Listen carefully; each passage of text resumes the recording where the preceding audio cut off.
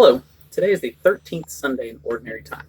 Our first reading is from the Book of Wisdom, chapter 1, verses 13 to 15, and chapter 2, verses 23 and 24.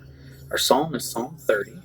Our second reading is from 2 Corinthians chapter 8, verses 7, 9, and 13 to 15. And our gospel is from the Gospel of Mark, chapter 21 to 43.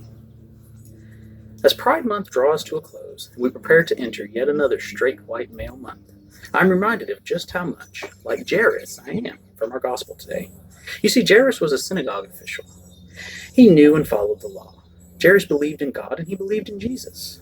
And when the large crowd gathered around Jesus, Jairus was important. He was able to get right up front to ask our Lord for help. Jairus had influence. And when he made his request to Jesus, Jesus went with him to heal his daughter. Because Jairus is the kind of correct person that Jesus is here for. Jesus said he came for the house of Israel to save God's chosen people, and Jairus is definitely one of those. And while Jesus' ministry became more open and inclusive, and Christianity now is for the Gentiles as well as the Jews, we sometimes want things to be a bit more exclusive. We straight white males, that is. We like the status quo because we're on top. And it's nice when you're on top. Especially at church, we like things to move along in our direction. The direction that we've chosen. Much like Jairus leading Jesus to his house to take care of his problem, we like to pull the church along to tackle the issues that are important to us. As Paul said, we excel in every respect. Faith, discourse, knowledge, all earnestness. And as we earnestly discuss our faith and knowledge, we don't really like distractions from the rest of you. We straight white males don't really want to hear about your Pride Month or your Black History Month, your women's issue, or your refugee crisis. You see, we're on the road with our Lord, headed to take care of our important issues, our problems, to get some healing for the people that we think are important. We're bringing Jesus where we think he needs to go, and the rest of you are just a distraction, a delay in the important work that we need Jesus to do. For like Paul wrote, we do excel in every respect, in faith and discourse, knowledge and all earnestness, but we don't excel in the gracious act that he speaks of. Paul speaks of equality, of sharing what we have with those in need. Paul writes, your abundance should supply their needs, so that their abundance may also supply your needs. And I don't think he's speaking only about money or charity. Our abundance of faith, of knowledge, of grace should be used to supply those who need it. But too often we are too busy hurrying our Lord to our house to notice the sister on the road suffering. We're too busy to be distracted, to be delayed. And as Jairus rushed Jesus down the path to his home, the woman who had been suffering hemorrhages for 12 years reached out and touched Jesus' cloak. She said, if I but touch his clothes, I shall be cured. How many brothers and sisters say that if I can just encounter Christ, I too can be cured? And the woman was healed.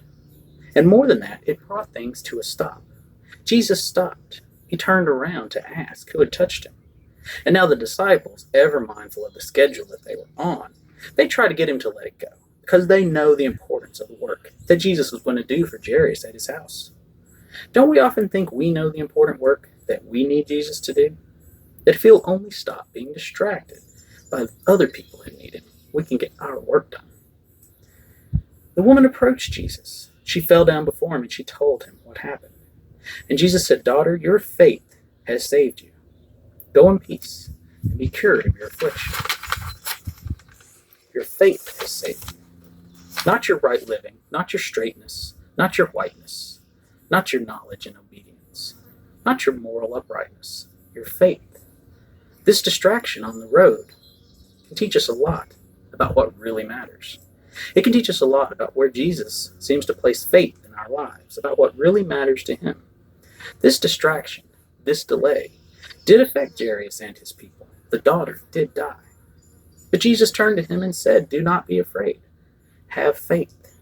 You see, faith is what matters. Faith is what will save us. Faith is what we need.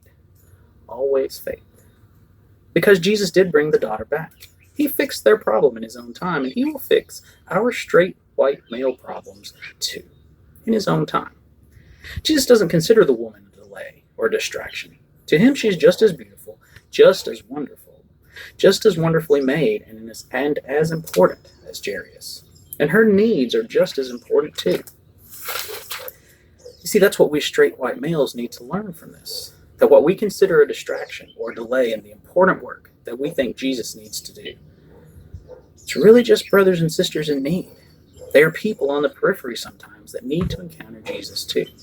They are immigrants and refugees who need us to share some of God's grace with them, some of the blessings that He has bestowed on us. They are black lives that matter. They need to know that we believe they matter too. They're LGBTQ brothers and sisters who need us to stop rushing past them, pretending that they aren't there, and welcome them for who they are, a child of God, made in His image. So brothers and sisters of faith, I implore you, keep being a distraction to us straight white males. Keep making us stop on the road we are leading Jesus down. Keep making us pause so that you can have an encounter with our risen Lord, so that your abundance can meet our need. Jesus does not consider any of us as a distraction. We are all beautifully and wonderfully made, and our faith will heal us. We all could use a pause, an encounter with our Lord. We all could use a little more faith in our lives.